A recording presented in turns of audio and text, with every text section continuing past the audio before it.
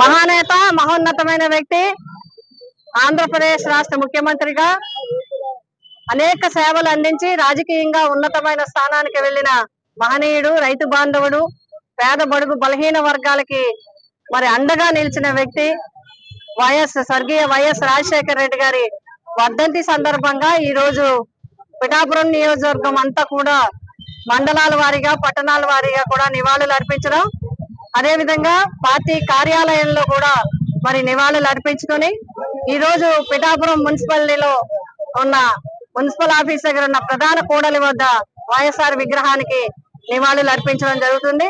మరి వివిధ సేవా కార్యక్రమాల్లో భాగంగా గొల్లప్రోల్లో కూడా అన్నదాన కార్యక్రమాలను కూడా ఏర్పాటు చేసుకోవడం జరిగింది. మరి మహోన్నతమైన వ్యక్తిగా వైఎస్ రాజశేఖర రెడ్డి గారు అందరి హృదయాల్లో నిలిచిపోయారు. ముఖ్యంగా రైతు బాంధవుడిగా ఈ రోజు పోలవరం ప్రాజెక్టు జీవనం ఉంది అంటే అది వైఎస్ రాజశేఖర రెడ్డి గారు. ఆ రోజు కనుక ఆయన కాలువలు తవ్వి దాన్ని చిత్తశుద్ధితో ముందుకు తీసుకువెళ్ళకపోతే ఈ రోజు ఆ ప్రాజెక్టుకి మరి నిర్వీర్యం అయిపోయి ఉండేది. అదే విధంగా వైఎస్ రాజశేఖర రెడ్డి గారు ఏది మాటల్లో చెప్తారో అది చేతల్లో చూపించిన వ్యక్తి, బడుగు బలహీన వర్గాలను దగ్గరగా చూసిన వ్యక్తి, వారి కష్టాలను తెలిసిన వ్యక్తి, తనకున్న చదువుని, వైద్యాన్ని ఒక్క రూపాయి డాక్టర్ గా ఒక్క రూపాయితో వైద్యం అందించిన వ్యక్తి.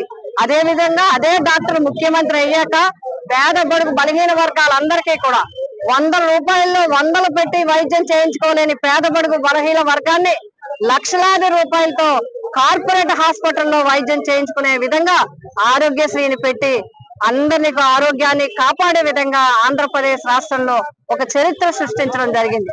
అంతేకాకుండా పేద బడుగు బలహీన వర్గాలు కార్పొరేట్ స్కూళ్లు వంక చూసే పరిస్థితి లేని సమయంలో ఫీజు రియంబర్స్మెంట్ పెట్టి ఎంత పేదవారి పిల్లలైనా సరే కార్పొరేట్ కాలేజీల్లో చదువుకునే విధంగా, ఉన్నతమైన స్థానాల్లో ఉండే విధంగా, ఉన్నత ఉద్యోగాలు సాధించే విధంగా, దేశ విదేశాల్లో ఉన్నత స్థాయిలో మరి స్థిరపడే విధంగా చేసిన వ్యక్తి వైఎస్ రాజశేఖర రెడ్డి గారు.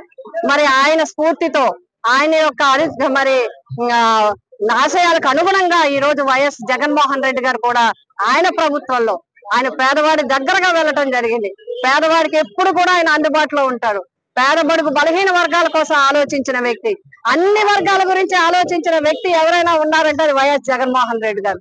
ఈ వర్గం, ఈ కులం, ఈ మతం అని లేకుండా అందరికీ కూడా పేదవాడికి ఆర్థిక సహకారం నుంచి ప్రతి నెల కూడా ఒక పథకం పెట్టి డీబీటీ ద్వారా వాళ్ళకి అందించిన వ్యక్తిగా ఆంధ్రప్రదేశ్ కాదు భారతదేశంలోనే మరి ఆంధ్రప్రదేశ్ ఒక చరిత్ర సృష్టించింది.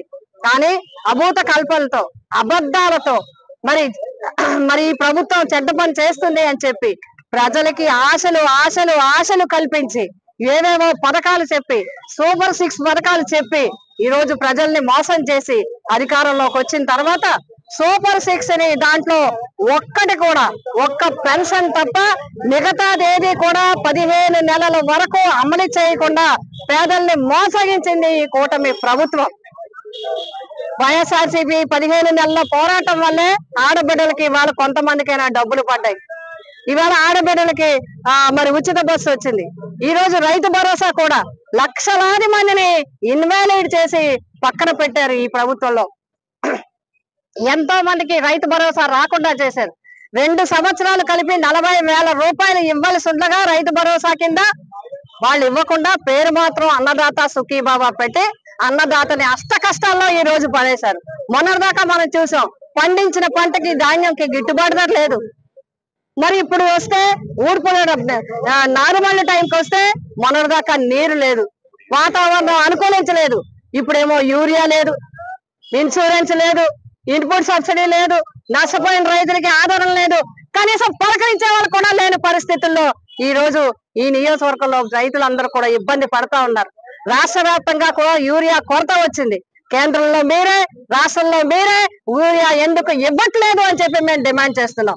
ఈ 5 సంవత్సరాల్లో కూడా ఎప్పుడు కూడా ఏ ఒక్క చిన్న ఇబ్బంది రాకుండా రైతుకి గోన సంచుల దగ్గర మొదలుపెట్టి పురుగు మందులు, ఎరువులు, ఇన్సూరెన్స్, ఇన్పుట్ సబ్సిడీ అన్ని కూడా రైతు భరోసా కేంద్రాల్లో నిలబడి రైతుకు నిజమైన భరోసా ఇచ్చింది వైఎస్ జగన్మోహన్ రెడ్డి గారు.